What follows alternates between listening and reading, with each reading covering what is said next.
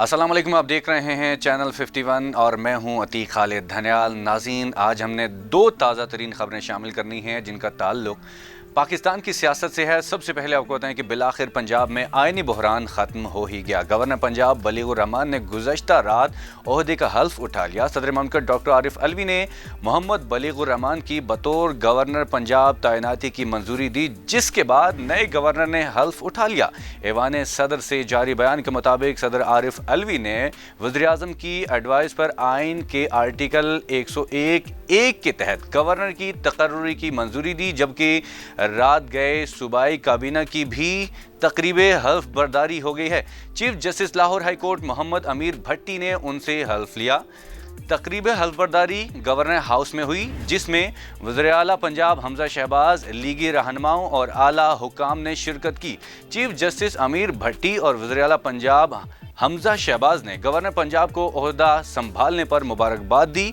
हमजा शहबाज ने गवर्नर बलीगुर रहमान से मुलाकात की, जिसमें सूबे की बेहतरी के हवाले से तबादला ख्याल किया गया। दरी असना रात गए पहले मरहले में 8 रुकनी सूबाई काबीना ने भी गवर्नर हाउस में अपने ओहदे का हल्फ उठा लिया, जिसके बाद गवर्नर पंजाब मोहम्मद बलीगुर रहमान ने सूबाई वज़रा से हल्फ लिया।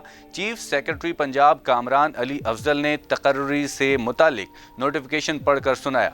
हल्फ उठाने वाले वज़रा में राना मोहम्मद इकबाल, अवैस लगारी, मोहम्मद अहमद, सलमान रफीक, हसन मुर्तज़ा, अताउल्ला तारड़, बिलाल असगर और अली हैदर गिलानी शामिल हैं।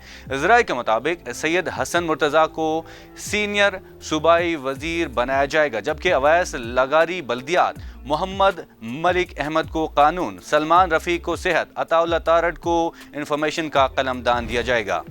बाकायदा ऐलान अभी तक नहीं हुआ, लेकिन ये ऐलान बाद में वज़ीर आला पंजाब करेंगे। दूसरी जानिब सदर आरिफ अलवी ने पंजाब और खैबर पख्तूनख्वा से इलेक्शन कमीशन के मेंबरान की तैनाती कर दी। सदर ममलकत ने पंजाब से बाबर हसन भरवाना, जबकि खैबर पख्तूनख्वा से जस्टिस रिटायर इकरामुल्लाह खान को बतौर मेंबर इलेक्शन कमीशन तैनात किया है। ये तैनातियाँ आइन के आर्टिकल 18(b) के तहत वज़ीर-ए-आज़म की एडवाइस पर की गई हैं। आगे बढ़ें, आपको बताएं कि कौमी असम्बली सेक्रेटेरिएट से मुस्ताफ़ी अरकान को स्पीकर कौमी असम्बली राजा परवेज़ अशरफ ने तहरीक इंसाफ के चेयरमैन इमरान खान समेत PTI के 130 अरकान को इस्तीफ़ों की तस्दीक के लिए 6 से 10 जून तक तलब कर लिया है। मरासला जारी कर दिया गया है।